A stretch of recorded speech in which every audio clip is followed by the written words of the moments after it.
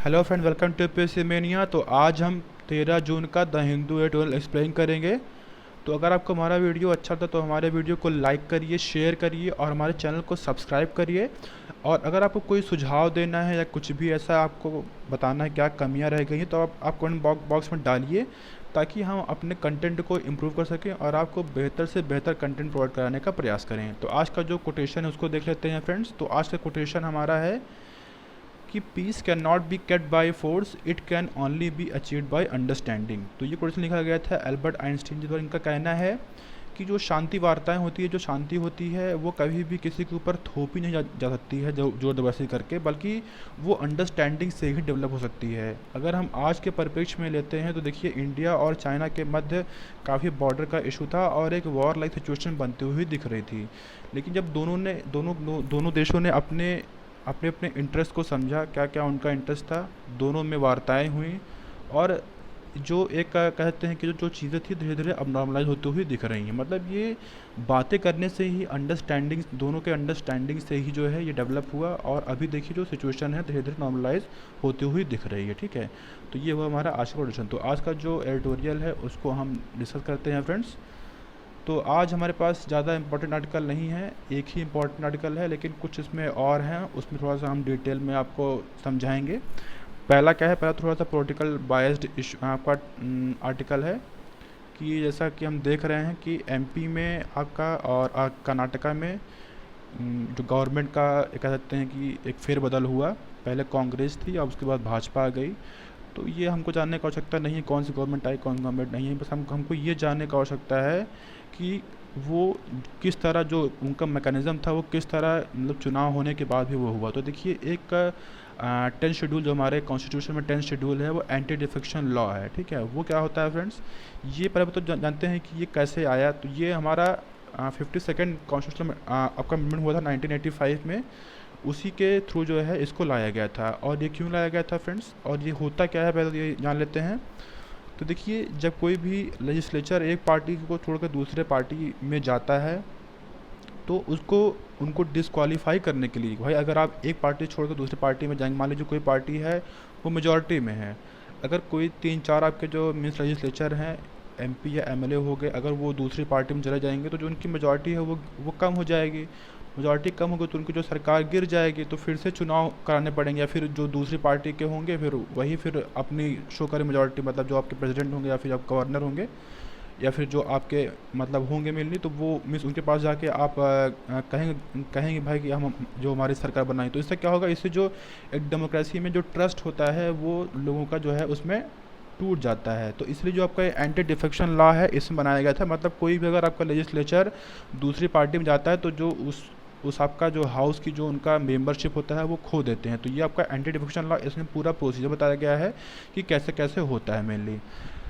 तो देखिए, जो क्या क्या ग्राउंड होता है किसी भी लेजिस्लेचर को डिसक्वालीफाई करने के लिए। तो देखिए, जब कोई भी आपका मीन्स लेजिस्लेचर या फिर एमपी या एमएलए जो है उसको हम कहें, तो जब वो दूसरी पार्टी में जाता है खुद से, मतलब जब वो स्वतः छोड़ देता है पार्टी को वॉलंटरीली, तब ये पहला ग्राउंड होगा। दूसरा ग्राउंड क्या हुआ फ्रेंड्स, कि जब मान लीजिए कोई भी बिल आ रहा है या फिर कोई मत है, ऐसा मोशन पास करना है, और कोई भी आपका एमपी या एमएलए है वो उनके फेवर में वोट नहीं कर रहा है या फिर वो उसके अगेंस्ट वोट कर रहा है, तो भी जो है ये ग्राउंड बनता है कि उनको डिस्क्वालीफाई किया जा सकता है। ठीक है, तीसरा क्या है आपका, तीसरा यह है कि जब आपका कोई इंडिपेंडेंट कैंडिडेट है, मान लीजिए वो निर्दलीय चुनाव लड़ रहा है और वो जीत गया है, उसके बाद जो है जीतने के बाद जो है कोई वो पार्टी ज्वाइन कर लेता है, तब भी जो है एक ये कह सकते हैं कि डिस्क्वालिफिकेशन का ग्राउंड बनता है। चौथा क्या है कि जब आपका कोई नॉमिनेटेड मेंबर है वो जब क्या बोलते हैं दूसरी पार्टी ज्वाइन कर लेता है या फिर कर लेता है, तो उसके बाद ये भी जो है एक ग्राउंड बनता है आपका डिस्क्वालिफिकेशन। तो ये मेनली आपके ग्राउंड बनते हैं डिस्क्वालिफिकेशन के। इसमें लेकिन एक एक्सेप्शन भी है। वो क्या एक्सेप्शन है, आप बहुत इंपॉर्टेंट उसको आप जान लीजिए कि मान लीजिए जो कोई भी पार्टी है, अगर उसके 2/3 मेंबर जो है वो इस फेवर में हो कि वो दूसरी पार्टी को ज्वाइन करेंगे, तो वो उसमें जो भी उसमें एमपी या एमएलएज होंगे, लेजिस्लेचर्स होंगे, वो फिर जो है वो ग्राउंड नहीं बनेगा डिस्क्वालिफिकेशन का। ये मेनली इसमें एक्सेप्शन है, इसको आप जो है जान लीजिए। ठीक है, तो अब देखिए, अब सवाल उठता है कि जो है जो ये कौन डिसाइड करेगा कि इनको डिस्क्वालीफाई किया जाए। तो जो भी हाउस का जो प्रिसाइडिंग ऑफिसर होगा, वो चाहे आपका स्टेट लेजिस्लेचर हो, चाहे वो आपका पार्लियामेंट हो, ठीक है। तो जो आपके प्रिसाइडिंग ऑफिसर होंगे, जैसे आपके जो लोकसभा में कौन होते हैं, जो आपके लोकसभा स्पीकर होते हैं मेनली, वो आपके वही डिसाइड करेंगे, ठीक है। तो ये मेनली आपका पूरा एंटी डिफेक्शन लॉ मेनली होता है, ठीक है। और जो आपका मीन्स ऑफिसर होंगे, जो भी आपके लोकसभा के स्पीकर होंगे, वो उनके डिसीजन को सुप्रीम कोर्ट रिव्यू कर सकती है, उनको डिसीजन को उस पर जुडिशियल रिव्यू लगता है, ये जो है नियम है, ठीक है। तो ये पूरा हमारा हुआ एंटी डिफेक्शन लॉ का आर्टिकल, ये बहुत ही आपको ये जानने का आवश्यकता थी। सेकंड आर्टिकल हमारा छोटा सा है, इसमें कुछ जानने का आवश्यकता नहीं है कि तमिलनाडु में जो है 1018 सिटीज़ के नाम्स की जो स्पेलिंग्स है उसको चेंज करने की बात की जा रही है। तो इसमें लोग क्रिटिसाइज़ कर रहे हैं कि अभी इस समय पैंडेमिक के टाइम ऐसा लोगों में एक जो पब्लिक डिसइक्विलिब्रियम है वो क्रिएट ना हो, क्योंकि ये डिफ़िकल्ट टाइम है। तो थोड़ा सा अगर आप सिटीज़ के नाम चेंज करेंगे तो या फिर उसको स्पेलिंग चेंज करेंगे, थोड़ा सा उसमें प्रॉब्लम हो सकता है, ठीक है। तो ये इस पूरे आर्टिकल में बता रहे हैं। नेक्स्ट आर्टिकल हमारा है कि ये बहुत इंपॉर्टेंट आर्टिकल है, अगर हम इसको डिटेल में जानेंगे तो इसका कॉन्टेक्स्ट क्या है। कॉन्टेक्स्ट इनका ये कहना है कि जो आपका स्ट्रीम्ड एजुकेशन होता है, वो जो आपका एजुकेशन का वैल्यू होता है वो डाइल्यूट कर देगा। मतलब क्या है कि जो आपका ऑनलाइन ई लर्निंग वगैरह होते हैं, उससे जो आपका मीन्स शिक्षा दी जाती है, वो जो एक्चुअली में जो एजुकेशन की वैल्यू होती है वो डाइल्यूट कर देती है। कैसे करती है, इसको हम पूरे आर्टिकल में देखेंगे, यही पूरा इस आर्टिकल में क्रिटिसाइज़ किए हुए हैं मेनली। तो शुरुआत करते हैं कि जैसे बता रहे हैं कि जो हेलमेट होता है, हेलमेट का इस्तेमाल आजकल दो मेन पर्पज़ के लिए यूज़ होता है। पहला तो आपका प्रोटेक्शन के लिए, मतलब आपका जो सर है उससे बचा रहे। दूसरा आपका जो वैलेट है वो भी मेनली बचा रहे। जैसे अगर आप नहीं पा रहे हैं हेलमेट, तो जो ट्रैफिक पुलिस होते हैं वो आपको पकड़ लेते हैं, तो आपको फ़ाइन करना पड़ता है। तो उससे बचने के लिए भी आप जो लोग हेलमेट पहनते हैं मेनली, ठीक है। तो उससे क्या होता है कि कभी कभी आपने देखा होगा कि जो हेलमेट है वो एक तो जो एक्चुअली में पहनते हैं अपने सर को, अपने मीन्स बॉडी को प्रोटेक्ट करने के लिए, वो तो होता है, लेकिन जो सिर्फ फ़ाइन देने मीन्स फ़ाइन से बचने के लिए हेलमेट पहनते हैं, वो लो कॉस्ट का या फिर लो क्वालिटी का हेलमेट पहनते हैं, ताकि बस वो उस उनकी फ़ाइन देने बचे रहें। तो यही अप्लाई होता है आपका एजुकेशन में भी। मतलब क्या है कि अगर आप एजुकेशन को सिर्फ ऐसा है कि आपको जो मीन्स लिटरेसी रेट है या फिर जो ग्रॉस एनरोलमेंट रेशियो है उसको से बढ़ाना चाह रहे हैं, तो उससे जो आप ई लर्निंग के थ्रू अगर बढ़ा रहे हैं तो उससे जो क्वालिटी ऑफ एजुकेशन है वो डिक्लाइन होगी। उसमें कोई ऐसा नहीं है कि मतलब कि उससे अभी हम आगे देखेंगे उसमें क्या क्या पॉइंट देते हैं। तो ये पूरी आर्टिकल में इसी बात कर रहे हैं। तो अभी क्या हुआ, हाल ही में क्या हुआ कि आपका जो यूनिवर्सिटी ग्रांट कमीशन है, उन्होंने एक सर्कुलर जारी किया हुआ था, जिसमें ये कहा था इन्होंने कि जो आपके कमिंग सेमेस्टर्स एग्ज़ाम है आपके ग्रेजुएट या फिर पोस्ट ग्रेजुएट लेवल पे, वो आपके जो स्वयं प्लेटफॉर्म है उसके थ्रू जो है आप कोर्सेज करके, ऑनलाइन कोर्सेज करके क्रेडिट वगैरह, मतलब उसमें क्रेडिट, जैसे आप कोई भी कोर्स करते हैं तो आपको कुछ क्रेडिट मिलता है, तो उस क्रेडिट ट्रांसफ़र के माध्यम से आप सेमेस्टर के एग्ज़ाम दे सकते हैं मेनली। तो ये आपका जो स्वयं होता है, ये क्या होता है फ्रेंड्स, ये आपका जो मॉक होता है, मॉक क्या होता है फ्रेंड्स, आपका मैसिव ओपन ऑनलाइन कोर्सेज ये प्रोवाइड करता है। ये 2017 में जो आपका ministry of human development resource था, उन्होंने इसको लॉन्च किया था। ये मेनली ई लर्निंग प्लेटफॉर्म है, गवर्नमेंट द्वारा जो है लॉन्च किया गया। इसमें जो अलग अलग प्रोफेसर्स होते हैं अच्छे अच्छे इंस्टीट्यूट के, ये आपको पढ़ाते हैं मेनली। तो ये मेनली आपका ये स्वयं, ये अभी मीन्स यूजीसी का गाइडलाइंस जो है इन्होंने जारी किया, एक सर्कुलर इन्होंने जारी किया था कोविड-19 के टाइम, जो क्योंकि जब आपका मार्च में ही शुरू हुआ था, तो जब बहुत सारे ऐसे सेमेस्टर एग्ज़ाम थे जो कंडक्ट नहीं किए जा सके थे, तो उससे जो उनका सेमेस्टर एग्ज़ाम से वो नहीं हो पाया है। तो मेनली ये इनका सर्कुलर, तो इसी को कर रहे हैं क्रिटिसाइज़। तो इनका कहना है कि देखिए, अगर आपका जो ये ऑनलाइन प्लेटफॉर्म से या ई लर्निंग वगैरह है, अगर इसको एज अ इंस्ट्रूमेंट यूज़ किया जाएगा सिर्फ ग्रॉस एनरोलमेंट रेशियो के लिए, जो कि अभी 2017-18 में आपका 25.8% था, और इसको 2021 तक जो है 30% लाने की बात की जा रही है। तो देखिए, ये जो है जो आपका एजुकेशन है उसको कहते हैं कि एज अ उसके लिए खतरा है। ऐसा क्यों है ये बता रहे हैं, उसको अभी हम आगे देखेंगे।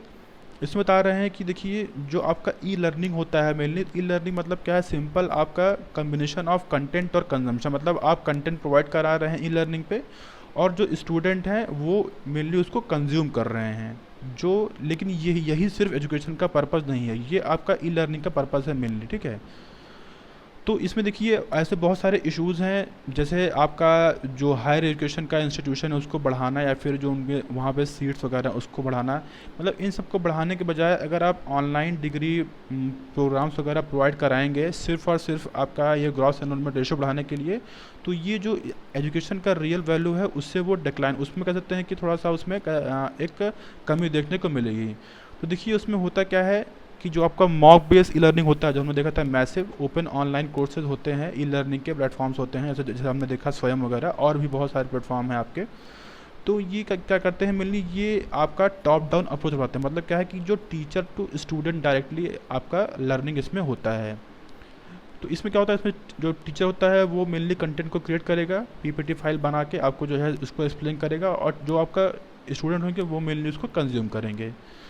तो देखिए इसमें बता रहे हैं कि देखिए टीचर का सिर्फ यही रोल नहीं होता है, बल्कि टीचर का रोल करता है, टीचर का इसमें बहुत ही अच्छी डेफिनेशन दे रहे हैं कि teacher is after all an intellectual midwife who facilitates in the birth of students ideas and insight through engaging in critical dialogue. मतलब क्या है इसका कि जो टीचर्स होते हैं वो आपके एज अ मिडवाइफ, जैसे जो दाई होती हैं जब कोई बच्चा पैदा होता है उसकी देखरेख करती हैं फिर उसको बड़ा करती हैं, उसी प्रकार जो टीचर होते हैं वो एज अ इंटेलेक्चुअल मिडवाइफ्स होते हैं, जो स्टूडेंट्स के अंदर आइडियाज़ वगैरह स्किल्स वगैरह डेवलप करते हैं बाय क्रिटिकल थिंकिंग, मतलब क्रिटिकल डायलॉग, मतलब उनसे क्वेश्चनिंग करके उनके अंदर ऐसा आइडिया डेवलप करते हैं। ये मेनली टीचर का रोल होता है। ये सिंपल ऐसा रोल नहीं होता कि कंटेंट आपका बना दिए और जो स्टूडेंट है उसको वो कंज्यूम कर लिए। तो देखिए ये मेनली उसकी पूरी बात कर रहे हैं आगे, ठीक है। फिर बता रहे हैं कि जो कह सकते हैं कि जो एक्चुअली में टीचर का रोल होता है वो लर्निंग, मतलब लर्निंग होता है, मतलब उसमें एक ऐसा एक इंट्रैक्शन बेस्ड होता है। वो आपका जो मॉक बेस्ड डिग्री सिस्टम है वो फुलफ़िल नहीं कर पाएगा मेनली। फिर बता रहे हैं कि आगे आगे इसमें एक्सप्लेन कर रहे हैं कि ये इसको कंपेयर कर रहे हैं कि स्पोर्ट्स से एजुकेशन से। मतलब कह रहे हैं कि जो आपका हायर एजुकेशन है उसको ऑनलाइन लाना बिल्कुल वैसा ही है जैसा स्पोर्ट्स को आप ऑनलाइन कर रहे हैं। मतलब जैसा स्पोर्ट्स वगैरह फुटबॉल हो गया क्रिकेट हो गया, बॉक्सिंग हो गया, उसको ऑनलाइन लाना हो गया। क्यों ऐसा कह रहे हैं, क्योंकि देखिए बता रहे हैं कि देखिए जो आपका स्पोर्ट्स, ऐसा हमने बात की क्रिकेट हो गया, फुटबॉल हो गया, तो इसमें मेनली क्या होता है कि स्टेडियम की आवश्यकता होती है, फील्ड की आवश्यकता होती है, रिंग होता है मेनली, हाँ कोचेज वगैरह होते हैं। उसी प्रकार एजुकेशन, मतलब इसकी आवश्यकता होती है जब भी कोई आपका गेम्स वगैरह होता है। लेकिन जैसा अगर हम देखते हैं एजुकेशन का, उसमें सिमिलरली आपका एजुकेशन में भी ऐसा ही वर्क करता है। मतलब क्या है कि आपका क्लासरूम होता है, कि स्पेस होता है, उसमें लोग कह सकते हैं वाद विवाद होता है, डिबेट होता है, फिर कुछ लोग जो है उससे आपके पॉइंट से डिसएग्री भी करते हैं, फिर आप बहुत सारे ऐसे दोस्त भी बनाते हैं जिससे आपको काफ़ी कुछ सीखने को मिलता है। तो ये मेनली पर्पज़ आप देख सकते हैं कि इसका होता है। मतलब सिर्फ और सिर्फ ऑनलाइन एजुकेशन प्रोवाइड कराना यही सिर्फ मतलब नहीं है, बल्कि इसमें बहुत सारे ऐसे एलिमेंट होते हैं जो आपका ऑनलाइन बेस्ड लर्निंग प्लेटफॉर्म इसको प्रोवाइड नहीं करा पाएंगे। फिर बता रहे हैं कि देखिए जैसा हम जान रहे हैं कि मेडिसिन हो गया, इंजीनियरिंग हो गया, आपका एग्रीकल्चर हो गया, फिजियोथेरेपी हो गया, तो ये सब आपका जो होता है, तो इसके लिए जो आपका प्रैक्टिकल जानकारी होनी चाहिए। मतलब जो आपका लेबोरेटरी वर्क होता है इसमें काफ़ी एक्सटेंसिवली यूज़ होता है, वो आपका जो स्वयं प्लेटफॉर्म है वो फुलफ़िल नहीं कर पाएगा। बल्कि अगर हम बात करते हैं, अगर जैसा आपका जो सोशल साइंसेज हो गया, फिर आपका जो ह्यूमैनिटीज़ हो गया, उसमें अगर आप वो मेनली थ्योरी बेस्ड होता है और वो उसमें ये वर्क कर सकता है ऑनलाइन प्लेटफॉर्म। लेकिन जो आपका साइंस बेस्ड आपके होते हैं सब्जेक्ट, वो उसमें ये वर्क करना थोड़ा सा मुश्किल हो जाएगा। फिर बता रहे हैं कि जो आपका कोई करिकुलम बनता है तो उसमें लेबोरेटरी वर्क तो होता ही है, और उसमें आपके आइडियाज़, ओपिनियंस होते हैं, इंटरप्रिटेशंस होते हैं, फिर आपके बहुत सारे काउंटर आर्गूमेंट्स भी होते हैं। तो इससे क्या होता है, इससे जो आपका क्लासरूम का एक इन्वायरमेंट होता है वो काफ़ी डाइवर्स होता है और वो काफ़ी इंक्लूसिव होता है। और यही कह रहे हैं कि ये आपका बेस्ट लिटमस टेस्ट है किसी भी थ्योरी या इंसाइट को जानने के लिए। मतलब भाई अगर आपके क्लास में मतलब अलग अलग विचारधारा के लोग होंगे और वो आपस में अपने ओपिनियंस को, अपने आइडियाज़ को शेयर करेंगे, तो जो एक कह सकते हैं कि जो एक एंड रिज़ल्ट होगा उसका एंड रिज़ल्ट होगा वो बहुत ही बेहतर होगा। हमें वो एक का कह सकते हैं कि जो आप अंत में एक विचार उत्पन्न हो के आएगा आपके बहुत सारे काउंटर आर्गूमेंट से, वो बेस्ट कह सकते हैं थ्योरी होगी, ठीक है। फिर आगे बता रहे हैं कि जैसे क्लासरूम वगैरह होते हैं और कैंपस वगैरह होते हैं, ये काफ़ी कुछ प्रोवाइड करते हैं। जैसे बहुत लोगों के अंदर एक सोशल एंग्जाइटी होती है, बहुत लोग अंदर ऐसा स्टेज का फोबिया होता है, स्टेज पे जाने डरते हैं, ठीक है। तो और बहुत सारे ऐसे होते हैं जो एसोसिएशन बनते हैं आपके स्कूल्स कॉलेज वगैरह में, जिससे आपका बहुत सारे फील्ड वर्क एक्टिविटी भी काफ़ी होती है, कम्युनिटी वर्क होता है काफ़ी। तो ये सब आपका मेनली जो है क्लासरूम कैंपस प्रोवाइड करता है, ये आपका ऑनलाइन वगैरह नहीं प्रोवाइड करा पाएगा। ठीक है, तो ये सब इसकी बात कर रहे हैं मेनली। तो आगे बता रहे हैं कि देखिए जो फिर आगे बता रहे हैं कि जैसे देखिए ये सब अगर स्पेस लोग शेयर नहीं करेंगे, अपने आइडियाज़ को, इन सब चीज़ों को जो है नहीं करेंगे, तो जो आपका एजुकेशन का वैल्यू है वो डाइल्यूट हो जाएगा मेनली। सिर्फ इसमें गुड लेक्चर का ही मतलब नहीं कि गुड लेक्चर वाट करा दिया और उसको इसकी स्ट्रीमिंग करा दिया बिना बफरिंग का, लेकिन बहुत सारी ऐसी चीज़ें होती हैं, ऐसे स्टूडेंट्स होते हैं, उनमें काफ़ी कमियां होती हैं, उनमें काफ़ी मतलब हर स्टूडेंट एक जैसा नहीं होता, उनमें अलग अलग डाइवर्स आपकी कुछ कह सकते हैं कि उनके अंदर खूबियाँ होती हैं, कुछ कमियाँ होती हैं, वो आपका कैंपस वगैरह और स्कूल लोगों के इंटरेक्शन के ही थ्रू जो है वो डेवलप होता है मेनली।